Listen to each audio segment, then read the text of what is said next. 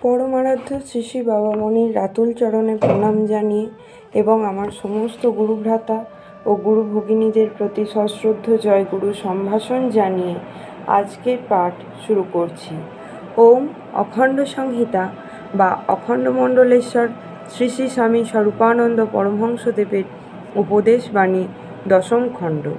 উৎকৃষ্ট যন্ত্র হও। দ্বারভাঙা নিবাসী অপর একটি যুবককে শ্রী শ্রী বাবামণি লিখিলেন, মানুষ শ্রী ভগবানের করধৃত যন্ত্র। উৎকৃষ্ট যন্ত্র দ্বারা তিনি উৎকৃষ্ট কার্য সম্পাদন করেন।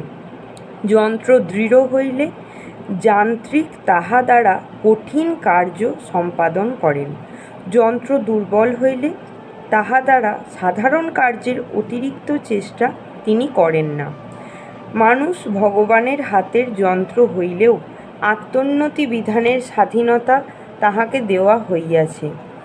আমরা সুগঠিত হইলে ভগবান আমাদের দ্বারা অনেক বিরাট বিরাট কর্তব্য পালন করাইয়া লইবেন। যে নিজেকে যত সুন্দর করিয়া গড়িতে পারে, পরমাত্মা তাহাকে দিয়া তত উৎকৃষ্ট কার্য সম্পাদন করাইয়া লন। বিধাতার মহান অভিপ্রায়কে নিজ জীবন মধ্যে সুপরিস্ফুট করিয়া তুলিবার জন্য আজ হইতেই যোগ্যতা সঞ্চয়ে দৃঢ়ব্রত হও। জয় গুরু।